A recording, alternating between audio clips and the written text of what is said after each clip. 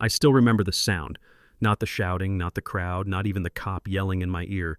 It was my medals hitting the floor one by one like something sacred being ripped away in public, and just like that, I went from a father waiting for his daughter to a man face down on cold airport tile with cuffs digging into my wrists, and yeah, the guy doing it thought he was the hero. My name's Travis Langston, and I've spent most of my adult life in the Navy, the kind of work where you don't talk about what you've done unless you absolutely have to.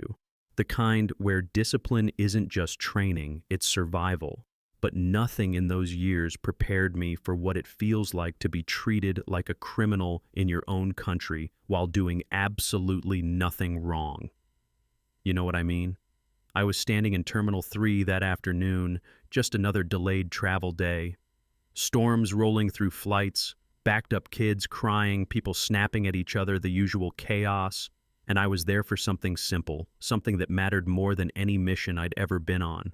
I was waiting for my 6-year-old daughter, first time flying alone, hadn't seen her in months, and I wanted her to see me the way she always did, like I was someone worth looking up to. So, yeah, I wore my dress blues, pressed clean shoes, polished, not for attention, just for her. Just so when she came through those doors, she'd see her dad looking like the man she believed I was. I remember helping an older woman with her bag near the escalator. She smiled, said, "You look sharp, son."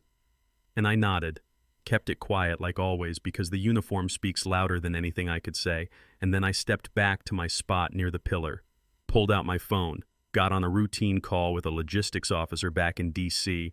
Nothing dramatic, just numbers, schedules, supply, talk. I had one earbud and one ear open, always aware of my surroundings habit. You never shake. And that's when I noticed him. Officer Trent Barlo, walking through the terminal like he owned the place, chest out, scanning people not for safety but for control. You can tell the difference if you've seen enough of it. And when his eyes landed on me, I could see it instantly, that look, the one where someone decides who you are before you even speak.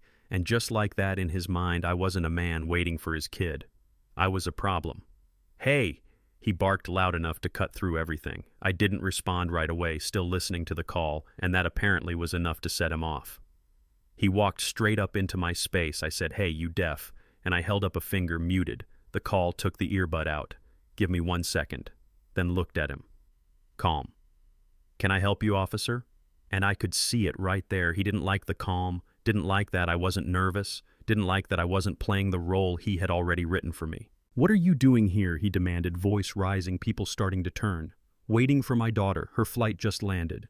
Simple answer, honest answer. But he wasn't listening. He was studying me.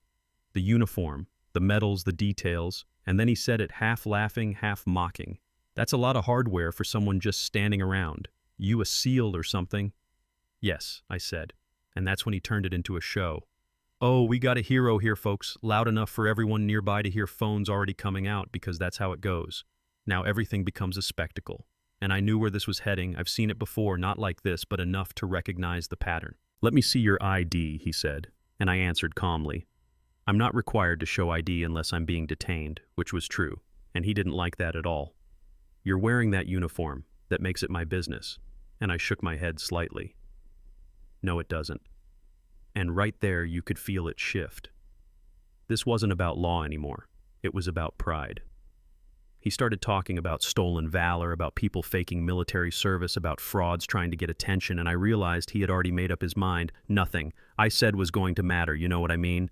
This wasn't a conversation, it was a performance, and he needed to win. "Hands behind your back," he said, just like that, and I didn't move. For what I asked, still calm, still measured, and he said, "Suspicion of impersonating a military officer." And I almost smiled, not because it was funny, but because it was so far off from reality. It didn't even feel real, and I told him, "Officer, I suggest you step away," and that did it. That was the line he couldn't handle, because now in front of a growing crowd, he couldn't back down. He grabbed my wrist, pulled hard. I didn't resist, didn't move, just stayed steady, and I could feel that moment of hesitation in him, that split second where he realized this wasn't going the way he expected. But instead of stopping, he doubled down. "Resisting arrest," he shouted. And before I could even respond, he swept my leg and shoved me forward, and I hit the ground hard shoulder first, controlling the fall as much as I could. But still the impact echoed, and then came that sound, the one I told you about, my medals hitting the tile, scattering. And for a second, the whole terminal went quiet, like everyone understood something wasn't right. He dropped his knee into my back, all his weight. "Stop resisting," he yelled, even though I wasn't moving, not even a little, and he twisted my arms behind me tighter than necessary, cuffs biting into my wrists, and leaned down close to my ear. "You're done," he whispered, like he'd just won something. Like this was his moment. I turned my head slightly. Saw my phone on the ground, still lit up, still connected. "My phone," I said quietly, and he grabbed it. Looked at the screen, laughed. "Nice touch," labeling it Pentagon. And just as he was about to hang up, a voice came through. Clear, sharp, unmistakable.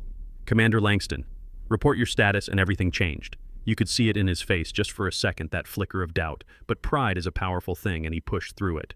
"This is Officer Barlo," he said into the phone. "Your guy is under arrest for impersonation." And there was a pause, a heavy one, then the voice came back colder. "Officer, you have made a serious error." And I remember thinking, here it comes. People in the crowd started speaking up. One older man stepped forward, Marine veteran, you could tell, pointed at my chest. "You don't fake that," he said. "You earn it." And the mood shifted. Just like that, whispers turning into voices, voices turning into pressure, and Barlow felt it. You could see him losing control, calling for backup, raising his baton at civilians, trying to force the narrative back in his favor, but it was slipping away. Then the doors opened and two men walked in, suits, earpieces, moving with purpose, not rushing, just direct, and they looked at me first, not him. "Commander." "Are you all right?" one of them asked, and I nodded. "I'm fine." And then they turned to him. "Unlock him now." And that was it. The moment everything collapsed. His hands were shaking, he dropped the key, picked it up, struggled to get it into the cuffs, and when they finally clicked open, I didn't jump up, didn't react, just stood, slowly, adjusted my uniform, brushed off the dust, and held out my hand.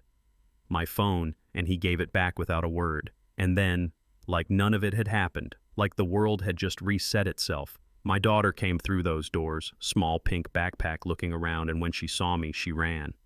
Daddy and I dropped to one knee, ignoring the pain in my back, and caught her, held her tight. And for a moment, nothing else mattered. Not the crowd, not the cameras, not the man who had just put me on the ground, just her, just that moment. Later, there were apologies, officials, statements, promises of investigation, and yeah, the video went everywhere. Millions of views, people arguing about what happened. Some saying the officer was just doing his job, others saying it was abuse of power, and maybe both sides think they're right. I don't know, but here's what I do know. Respect shouldn't be conditional. It shouldn't depend on proving who you are. It shouldn't require you to justify your existence, just to be treated like a human being. And that's the part that stuck with me. That officer lost everything, his job, his reputation, his future, and people call that justice. Maybe it is, maybe it isn't. But I never celebrated it because, at the end of the day, nobody really wins in situations like that. One man loses his life as he knew it. Another walks away carrying a memory he didn't ask for. So let me ask you something, honestly. If you were in my position on that floor, in front of strangers, in front of your child, would you have stayed calm or would you have fought back? Because that answer right there says more about you than anything else. Drop your thoughts in the comments. Tell me what you would have done, or if you've ever seen something like this happen in real life. Because trust me, these moments, they happen more often than people think. And the only way they change is if people start talking about them.